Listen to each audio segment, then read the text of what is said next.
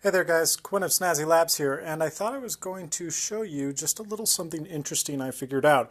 I broke the rear glass on my Galaxy S8 about a month ago, and I ordered a genuine Samsung part all the way from Germany from an official repair shop to use on the reassembly because using third-party parts generally is not a good idea on non-iPhone devices. On the iPhone, there's usually pretty good copies, but on Android devices, that's typically not the case. So I decided to get a real, genuine Galaxy 8 S8 rear back. One of the other reasons I did it is because I wanted to maintain water sealing. But look at this. This is what's pretty cool. So we've got the phone here. We've got the back cover disassembled. And by the way, the back glass is crazy super thin. Like it's probably the thinnest glass I've ever seen on a phone. And that's why it breaks so freaking easy. But as you can see, there is a little recess right here off to the right of the camera, right here. And that's where the fingerprint sensor sits. That module sits relatively deep into the phone. And there's a gasket around the fingerprint sensor that allows the waterproofness to maintain itself on the phone. But because of that, the gasket adds a significant amount of thickness to the screen. So the fingerprint sensor sits pretty far away from the display. Now, I've removed that gasket because I quite honestly slightly ruined it during removal. And I used some waterproof adhesive that I used back on the iPhones in the day when I did Screen Clinic repairs.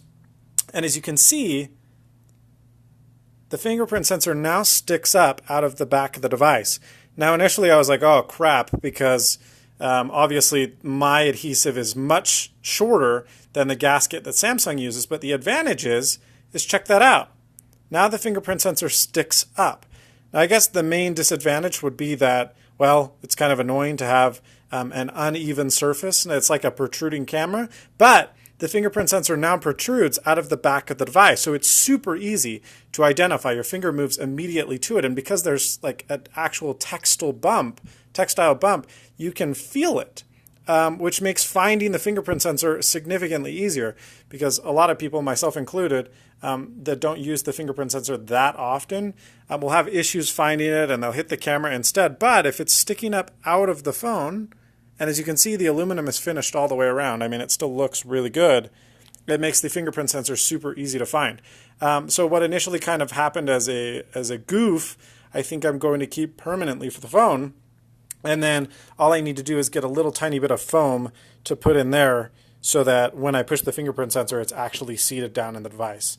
And it's not hanging up in midair, because then if I push the fingerprint sensor too hard, or if I lay it down or whatever and the adhesive comes loose, then it'll fall inside the phone. But, oops, I just broke the new display. Just kidding. But if I get a little adhesive or a little foam in there to kind of provide resistance, then it should be no problem. What did this start as? Well, I started because I needed to fix my Samsung Galaxy S8 back because I broke mine. And Samsung charges $300, and I'm not going to pay them $300. So I just ordered my own genuine Samsung back on Amazon for $50. But now it sticks out, and it's super easy to find, and it feels actually really, really good. So I think I'm going to leave it like that, and I like it. Is it a solution for everyone? Maybe not. But for me, I think I'm going to give it a shot, and I will return later with my reports once the phone is fully assembled. All right, guys, thanks for